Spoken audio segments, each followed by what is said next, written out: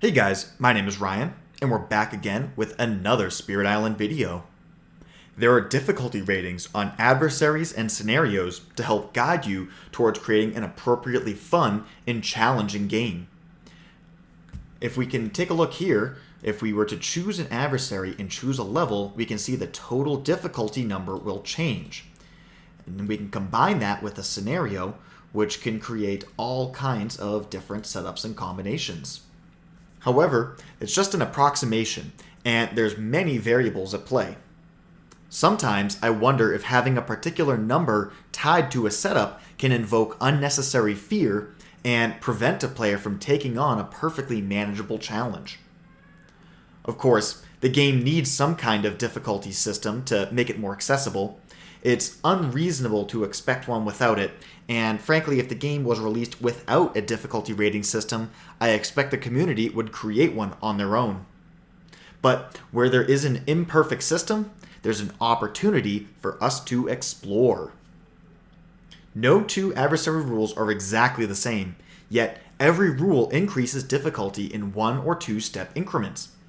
We could chart this out for any adversary, and we will see a steady and fairly smooth increase in the challenge over time. This is just a number though, and numbers need context in order to have meaning. So what does the game actually do to make it harder? So first, there's 3 forms of setup changes, and the simplest one is the fear deck. The default fear deck is 3 cards for each terror level. Many of the levels increase the fear deck in addition to the printed rules. There's not too much to talk about here, except to recognize that it's a subtle increase in difficulty by delaying increased terror levels to get better fear cards, as well as making it harder to get a standard or a fear victory, which particularly hurts fear spirits like Bringer of Dreams and Nightmares. Another setup change is to add more invaders to the board at the start of the game. Every adversary does this to varying degrees. Russia, Prussia, and Scotland each only add 1 invader, adding an explorer, town, and city respectively. On the other end of the spectrum, Sweden adds a city and 2 towns, while HME adds 4 explorers and a city. Having more invaders on the board makes the game harder at the start without adding to long-term complexity. It adds that flavorful sense that the invaders are starting out ahead of us and we as the spirits must claw our way back up to catch up and eventually get ahead ourselves. We're going to get more into this later, but another thing I find awesome is when there are tokens that are added to setup. Currently, there's just a beast with Russia and a disease with HME, but it's a really cool design space that I hope to see more of in the future. The third setup change is with the invader deck. England and France are the only 2 adversaries with an absolutely generic invader deck, though some may also put Sweden in that category too. Sweden 4 removes the top card of the invader deck as a part of setup though, so I consider it to be a change to the deck. Here we can see an obvious change in the design of adversaries. After the release of Branch and Claw, every adversary explicitly messes with the invader deck, which has major impacts on the flow of the game. Other rules in the adversary interact with these changes to the invader deck, so this doesn't really feel tacked on. Since it's a setup change, there's little mental focus during the game spent on the invader deck. So with more fear, more invaders, and an altered invader deck, there are all kinds of ways of increasing the difficulty of the adversary without any real rules overhead. When you think about an adversary though, you generally aren't thinking about these setup changes. That's not the soul of most of the adversaries. The gameplay changes are the ones that are truly unique and interesting, and those are the ones that determines if spirits have a good or bad matchup. Since Brandenburg Prussia does not come with any gameplay changes, every spirit can do well into them.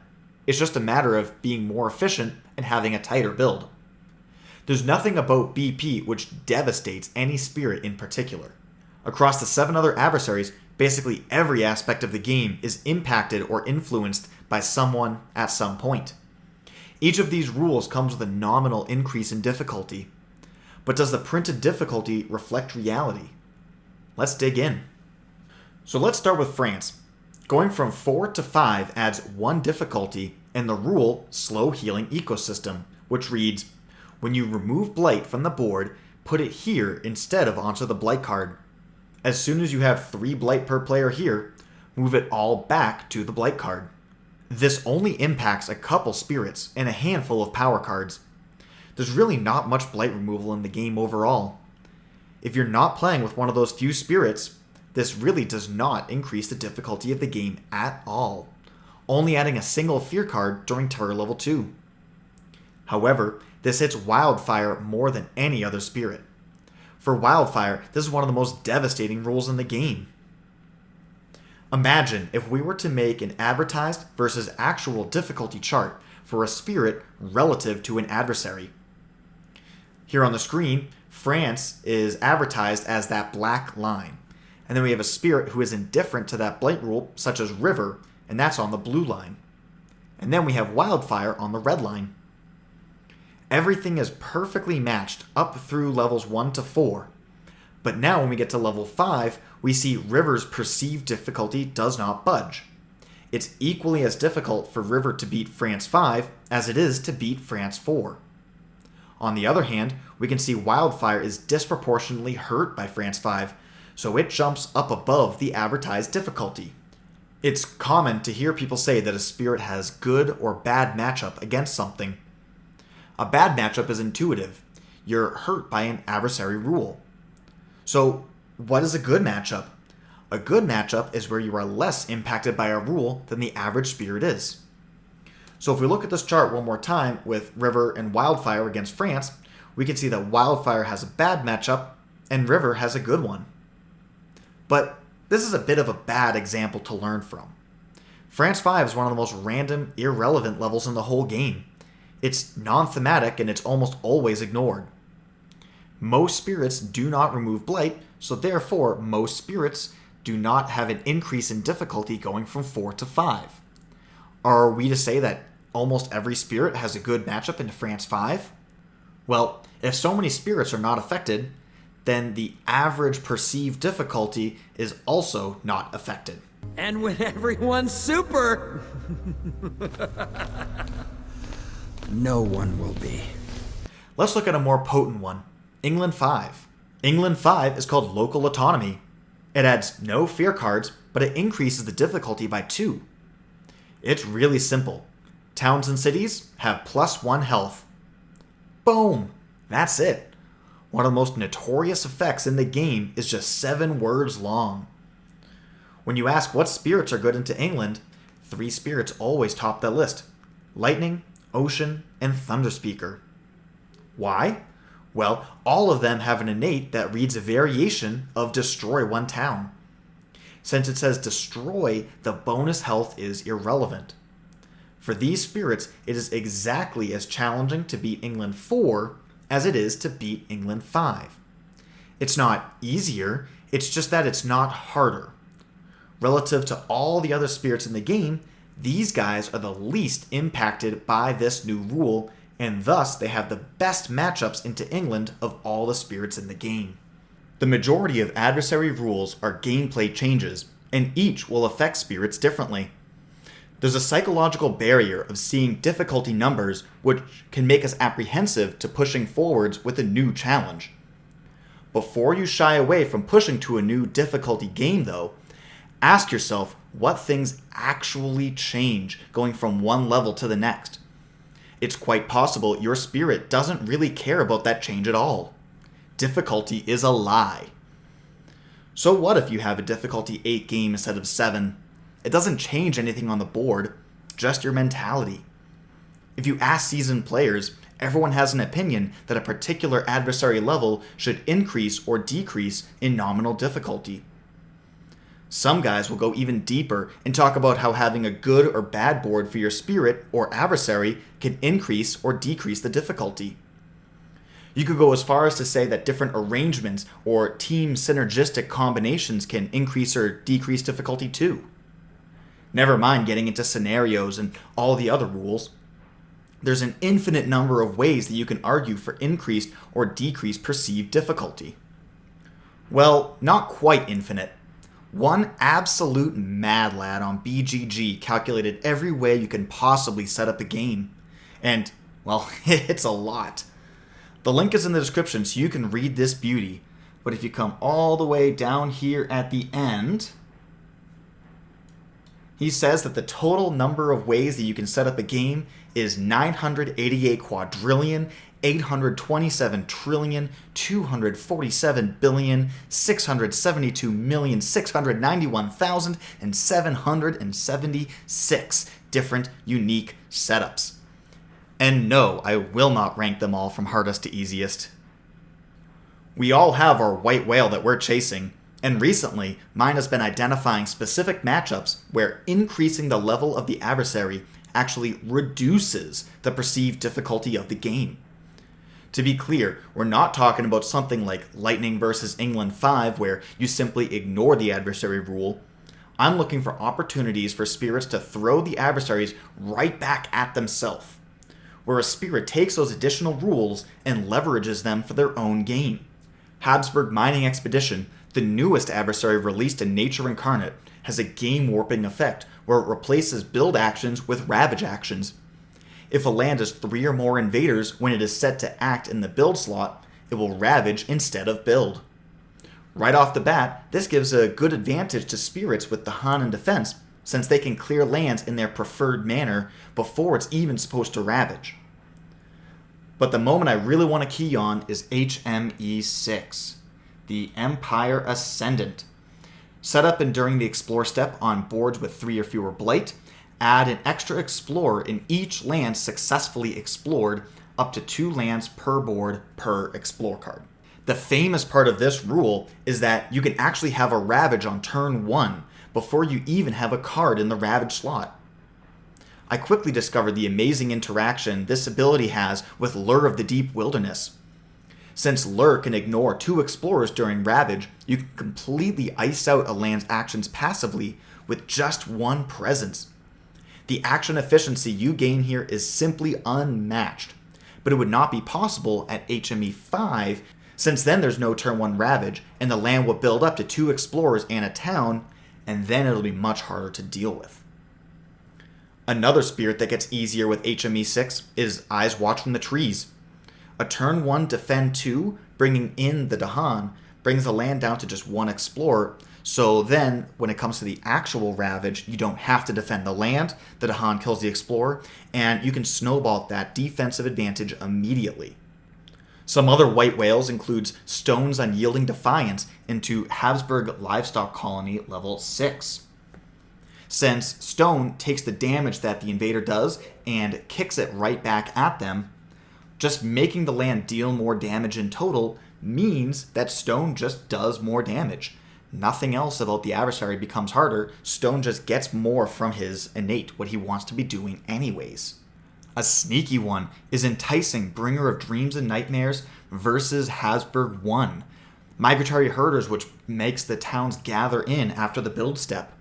After you've been playing this game for a while, you might not think too much about the marginal challenge of a level 1 rule, since we get so used to having them all the time. But try playing Enticing Bringer against HLC 6, but without that level 1 rule, and it's shockingly more challenging. Enticing Bringer has near infinite defense in a single land, so gathering towns from adjacent lands doesn't make the ravage any more threatening. It instead makes everything else Bringer wants to do more efficient. I mean, half the enticing aspect is just for gathering in the invaders, so when the adversary does it for you already, you can slingshot yourself way ahead and have an easier game. In fact, by combining this level 1 with Enticing, we can oftentimes turn off this level 6 rule, as well as creating pockets much easier and all kinds of other downstream benefits. Grinning Trickster Stirs Up Trouble lives up to his name with 2 of these. First is against Sweden 3, Fine Steel for tools and guns. This makes the towns do 3 damage and cities deal 5 instead of their normal 2 and 3. Trickster's Impersonate Authority Incite the Mob combo is particularly deadly here, since the buildings do extra damage. A town can kill a city, or a city can kill many combinations of invaders. For bonus points, you could even throw in Sweden 6 on boards A, F, or G. The location of the extra starting town makes it such that the opening you were planning on doing anyways does the exact same thing, except it now just produces more fear. But the second adversary that Trickster rolls through is France 2. This is the level which adds the Slave Rebellion card, which converts Strife into free invader kills. Of course, in addition to Trickster being good here, we have a couple more Strife spirits in Nature Incarnate with Wandering Voice, Keen's Delirium, Breath of Darkness down your spine, and then there's a few other aspects such as Madness Shadows and Pandemonium Lightning. While yes, there is the portion of France 2 which converts explorers into towns, I think the power that you gain from leveraging the Slave Rebellion card more than makes up for it. So anyways, what other matchups have a marginal negative difficulty? Let me know in the comments. I'm really excited to discover more. Alright, so for today's gameplay, we're going to have my original White Whale, Lure versus HME6. Let's see it in action. We get board F. Alright. So we got a single in land number 7, Sacred Site, and a beast in land number 8. And our initial explore is the wetlands. Right off the bat, that's the one that we're just better off in. So the way that the rule works, right, is that this is a mining land, which means that it will ravage during the build step. This is different from Russia 3, where it checks to see if it has enough explorers participating in the ravage in order to actually ravage. It just is a mining land, so it will ravage. It just so happens that only one explorer is actually going to participate. Great. So let's see it in action. We're going to get started by gaining a miner, looking for any kind of like a range 1 defense in order to pick that up. We were not so lucky. Call to Dahan Ways is pretty excellent though. We can just turn an explorer or a town into a Dahan, and we can start building up a lot of Dahan in these two side lands. Maybe swing for a major or something right there in the middle. But if we just turn this explorer into a Dahan, we'd have explorer town versus 2 Dahan, which is not the greatest, but it works out just fine in our favor. So I think I'm going to pick that up. Let's see, disease is always worth considering. We do have a coastal sands and jungles, so that's a big deal. Right? Being able to always just keep on ravage skipping in those lands is really nice. Drought is a range 1 solution. Gnawing root biters isn't even that bad because we could push towns inland. Not the greatest, but hey, it gets the job done. Really looking at this Flesh Rot Fever, really. And if we were to take Flesh Rot Fever, let's see, what we do? Softly beckon right here to gather Explorer Town in. Gather in Explorer Town. Do I leave the Dahan? Do we play around Cultural Asim? Probably bring in both beasts. Set ourselves up with Swallowed by the Wilderness.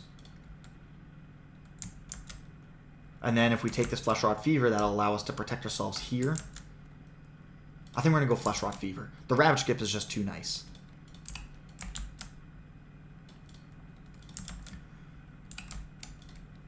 Okay, we get to skip the first event, which is nice. Don't lose any fear cards.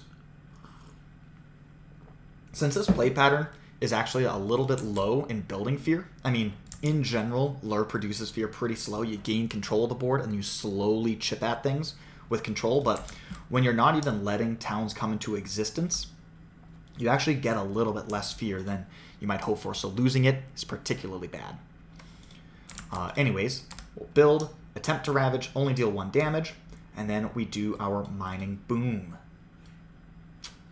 And let's see.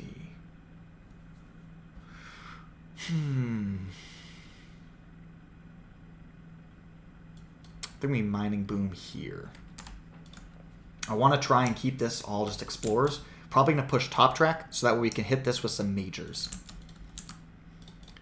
Exploring the jungles. All right, get punished. We're going to softly beckon ever inward. Okay, we're going to go town, explorer.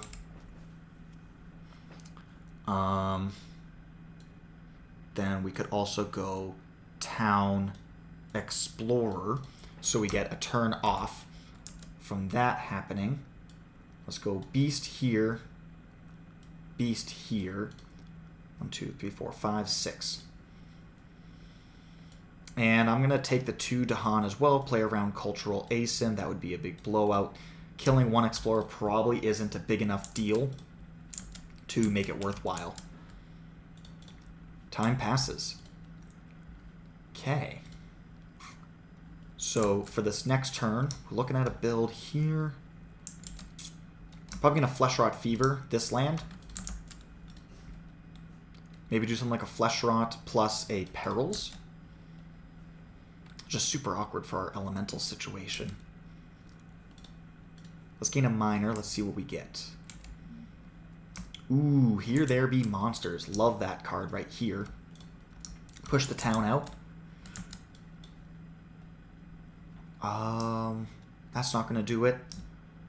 Well, actually, with Delusion of Danger, we could kick an Explorer into land number 5, drop a presence here, and then we're chilling.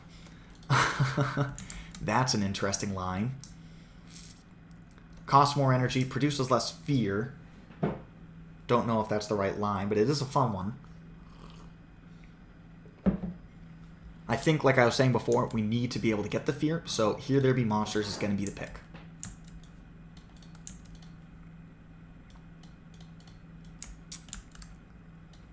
Go here. And the Flesh Rot Fever, all that's going to do is prevent a single blight. Is there a more proactive, more aggressive thing that we can do? I'm looking at doing this. That'll give me the town. That'll set us up better for the Swallowed. I think this is the line.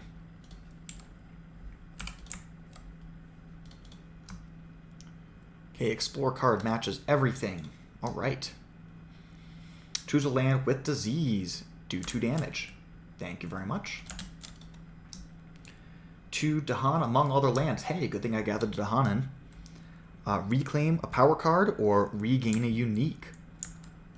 Boom. Reclaim. Alright. Ravage. Build. Mining Boom. I always forget the Mining Boom. Let's see. 1, 2, 3, 4, 5, 6. We Mining Boom. Go up to 7 things. Then if we explore, we will definitely set ourselves up with a Swallowed. And if we explore here, then we're fine. Don't want to touch this. Don't want to break another disease for free. I think we go here. So we build a city, upgrade to a town. Get these guys organized. Okay. Then explore. It doesn't actually matter what the explore is. So it is mountains. Okay, so we do have to deal with it. But we have to explore all lands without buildings instead of the printed land type. So that means we will explore here, here, here, and here. And then 2 of them get an extra explorer. And so go here and I think we go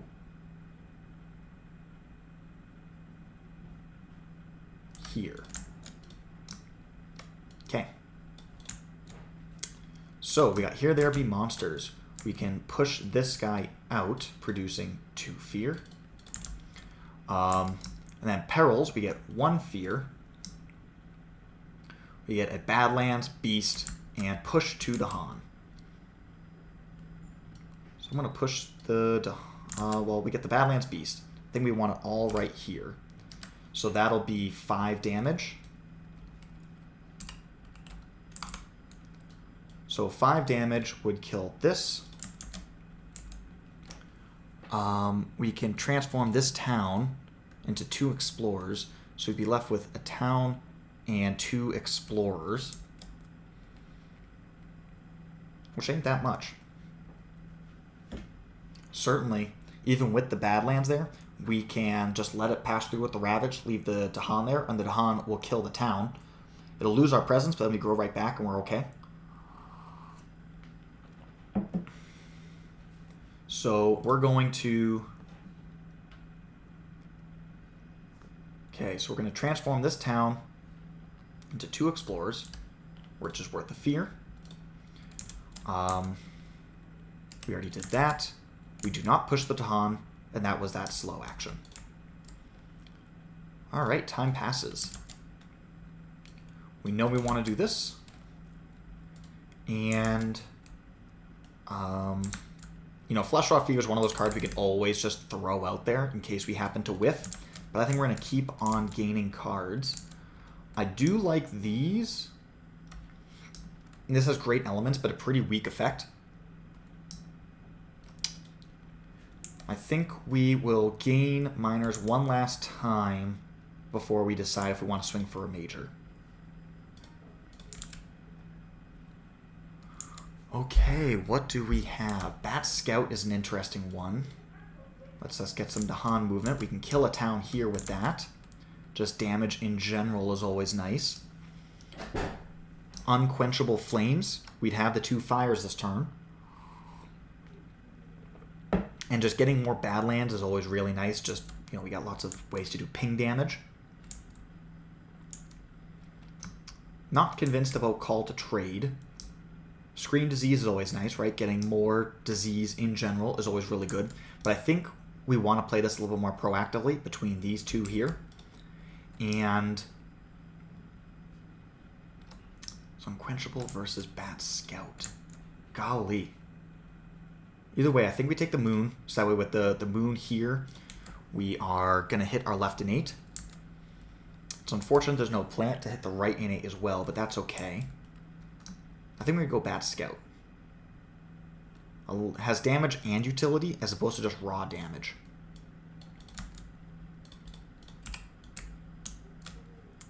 Make a Sacred Site here, so that way we can deal with this Ravage. And then here we go. 2 fear, 1 damage per token, that's 4. And then plus 1 damage for the Badlands will give us 5 damage. Picking up a few fear cards. There's a lot of fear cards that solve this for us. So I'm happy to risk it. Event. Stage 2. If it added no blight, okay. 1 damage per beast. That solves it pretty clean. Thank you. Added Dahan to a land with 2 or more Dahan. In general, I always like to add Dahan into lands where I am really weak. And so since I'm weak here, that's where I want to add my Dahan. Of course, we could do like a mining boom here and then do the damage. So like it'll build a city and it'll leave us with, I guess if you go here for the normal build and then the mining boom would put us here, then we could just kill that city. And then if we pick up some kind of a defense, the Dahan will, you know, clear the land. So that is another interesting line. But I could also just mining boom here and then just kill that with the Dahan and then do the defense all the same.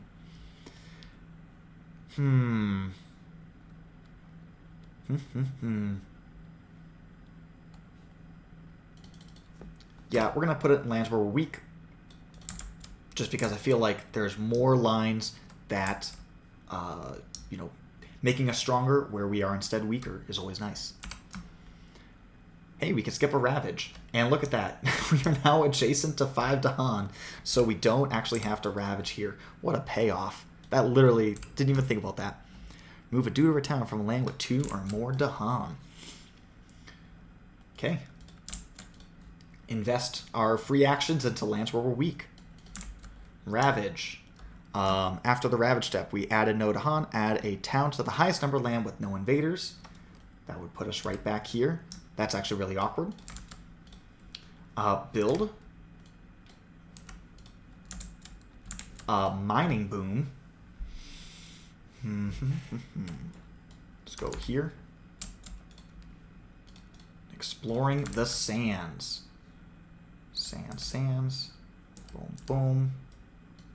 And then we have to explore 2 lands that aren't those guys. So right there.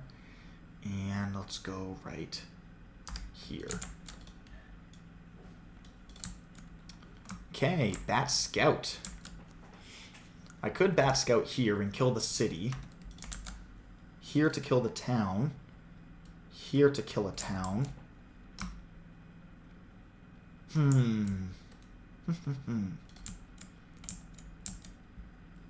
Actually, we're going to use Bat Scout, and then we're going to use this to fully clear this land, because I want to keep adding presence as long as I can. So we'll transform you into 2, 3, 4, 5, 6, 7 for a fear, and then we'll do 2 damage, killing the city. Okay. Time passes. So this land could be a punt. This land is far more important to deal with, and I think this is going to be a major turn. Major plus a Flesh Rot Fever will set us up nicely. Oh yeah. Oh yeah. There we go. 1, 2, 6. Psh, boom. Amazing. GG. That is a beautiful card. Terrifying Nightmares is going to be another one. If we were to push across the bottom track, we could pretty easily get the 4 extra fear, which is really nice in solo. But this does 3 fear instead of, like, it produces more fear without the threshold. And yeah, it's great. And I believe that since this turns the build action into a Ravage action, we're actually good for it. Since there is no build action to skip.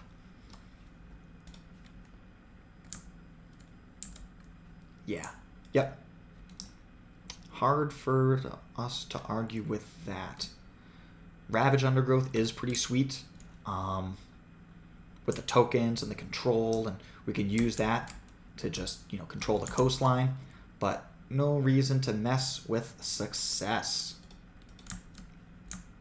And what do we forget here? Maybe here there be monsters. Nice little 0-card Fear Bomb. I mean, Gift of the Untamed Wild just kind of sucks, so we're going to forget that. Go here for energy to afford all of this. And now what do we do with it? If we go here, we can ignore those guys, so then that's the Ravage. Leaves us with just Explorers. Then it explores in. Yeah, I think I'm fine with that. Also, by putting the presence here, there's a lot of fear cards that are like, add a strife to a land with presence, which would be really nice for us. Okay, here we go. 3 fear, defend 6.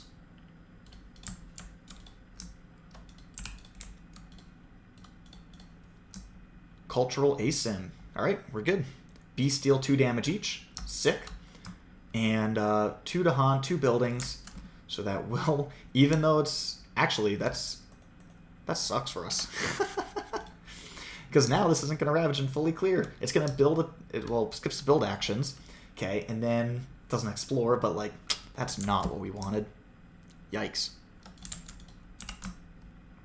Removes a dude or a town from a land with disease. Thank you. Defend in all lands. That gets the job done. Defend 2 in all lands. Oh, wait. Retire level 2. So 3 health worth of invaders from a land with disease. So let's get rid of the city instead of the town. Okay. And then defend 2 in all lands means that when we go to Ravage, we can ignore this guy, defend 2 here. So that way, yeah, we take a damage, but then the Dahan get to fight back and kill everything. The advantage of this is that with the when we explore here, we get to add extra explorers in 2 lands, and we can take one of them right here, and then we're sitting pretty. Go to build, consume the disease. This skips the build action. Go to mining boom,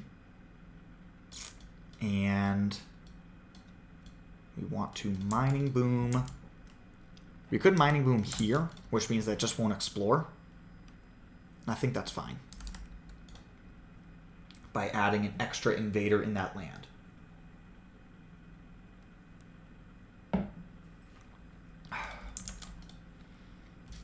Okay.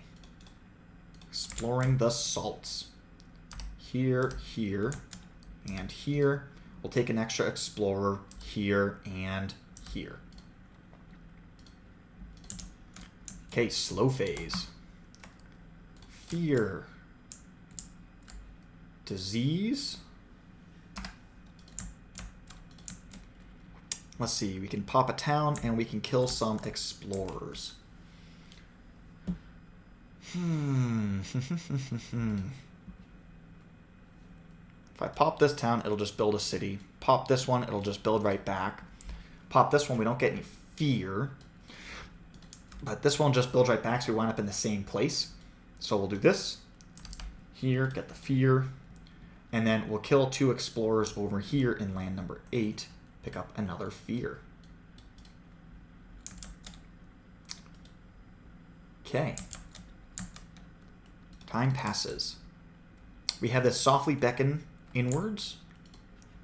So we could go for gain a power, using the reclaim. So let's see. Yeah, there's a lot of really good miners. Any kind of defense miner is going to be really nice here. We'll do that. Ooh, elusive ambush. In confounding mists. So this one is Dahan restricted. This one is not, and it provides extra utility. The elements here are completely awash. At least an air does something. So I think we take confounding mists. And where do we want this? Probably going to go here. Stop all of that tomfoolery.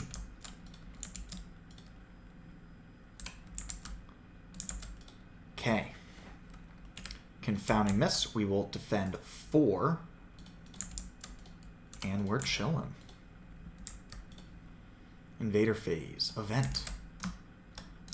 Terror level 2. Ravaging a land with the Han. Each individual invader does 1 damage to land, plus 1 damage to the Han. So we're going to be dealing 6 damage to the Han here, defended for 2. Okay. Push from a land with beast. I think we're happy with how we're sitting. 2 fear with Dahan and city. So we get nothing, but we are looking at losing a Dahan here. Each land with 2 or more explorers. Destroy something. Okay, well, that changes the math a lot. 2 or more explorers. Kills an explorer. All of a sudden, we're not going to lose Dahan. Okay, destroy an explorer town per 2, so these 2 will die. These 2 will die. This will die. That will die. These 2 will die. That completely changes the salt math. But we get 1 more fear card. And skip all build actions in coastal lands that would add a city. Woof. All right.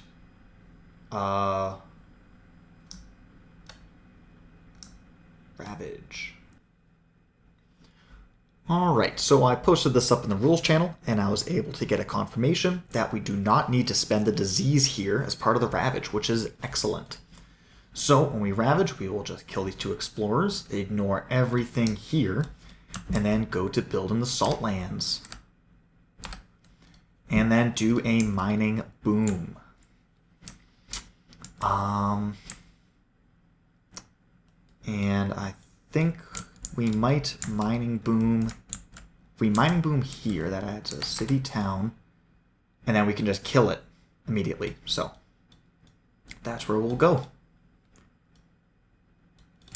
Okay, exploring the wetlands. And then we can add a free explorer here and here, since we are totally safe in both with our presence. All right, slow phase. We have softly beckon, and we can pop a town with forsake society. So I'm thinking about doing like a softly beckon to like do like this and this, to make that not a mining land. And then softly, we just forsake society here. Maybe just forsake society. If we go here, that dies. That becomes a non-mining land. But then we don't have a solution for this, and that's fine. So if we leave this wetlands, it's going to double ravage. If we were to...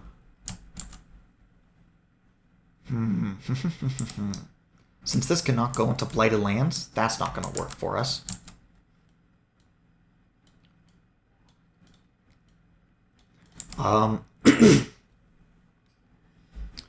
See, I like the idea of doing Forsake Society.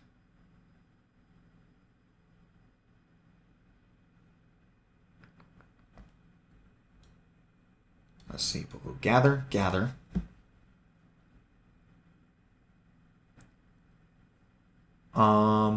Maybe we transform this first to get our fear, and then when we gather everything in, we do this. 1, 2, 3, 4, 5, 6.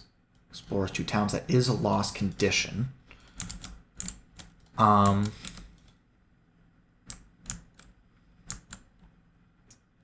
maybe we just take 1 less explorer for now.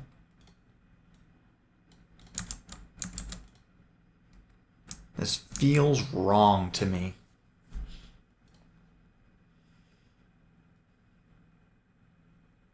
But it really shrinks our problems. So we're going to stick with it. Okay, and we're going to swing for a major, and then we're going to hit our reclaim 1 for this Swallowed by the Wilderness. And, ooh, we got some good hits. So first thing I'm looking at is Trees and Stone Speak of War. We could just use that here to kill the city. Have this get fully defended. And then we don't need to reclaim this Swallowed by the Wilderness. That would be nice. Instead... So we're going to be here. So we could do Trees and Stone Speak of War, and then we could do our Trees Radiate Celestial Brilliance on this land. And that would mean that we would only taking 1 blight. And I like that quite a bit. So we're going to go here and here. Putting these guys out there. As far as what we're going to forget... well, this Bat Scout just became really good with Trees and Stones. So we're going to forget this Defend 4, since these are just better defense options. Alright, here we go. Kill. Defend 4. Okay, here we get 3, Defend 6.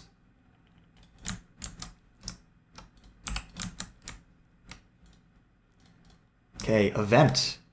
Terror level 2, stage 2, do not ravage unless. Okay, they are not going to ravage anyways because of assault things.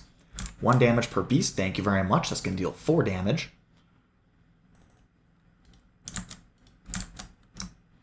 Push a Dahan to per disease badlands to land without disease badlands.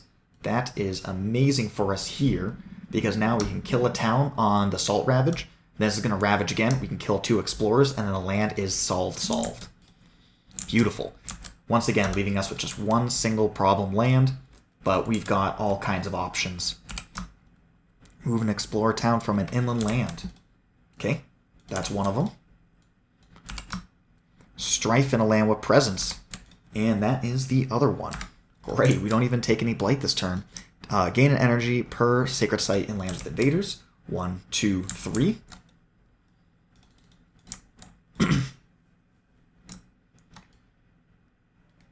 Okay, we're going to ravage in the salt lands. Take up that, boom, boom, we're all good, all around the horn, kill the town. Ravage in the wetlands. Okay, and then we have to mining boom. 3, 4, 5, 6. If I mining boom here, like that. I think I'm just going to do the whole mining boom thing in land number 4 again. Keep trying to find value for all these tokens to deal damage. It'll happen eventually, I swear. And then we'll explore the mountains. All right. 2 explorers here, 2 explorers here. And then we get to escalate into the sands or the jungles. So we can just go sands, jungles. I believe if we add this explorer here, then we would have to consume the disease. So we're going to go right there with it. Okay, slow phase. We get to pop a town, and we get to kill some explorers.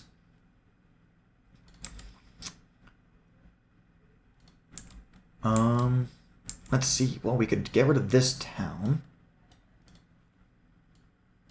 In fact, that's the only town, or these towns too. We already got a plan to deal with these guys. So we'll just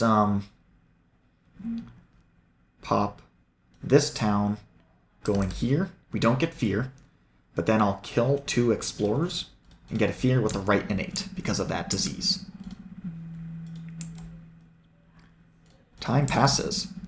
Well, because of our Reclaim 1, we can still gain another card and not have to underplay. We have a good, strong option for our Reclaim, for our Swallow by the Wilderness. So I'm just going to go for another major. And Winds of Rest and Atrophy. They'll guess at Terror level 3, downgrade the city, and that's GG. Nice rhyme. And doesn't matter what we forget. We're just going to play these 2 cards out.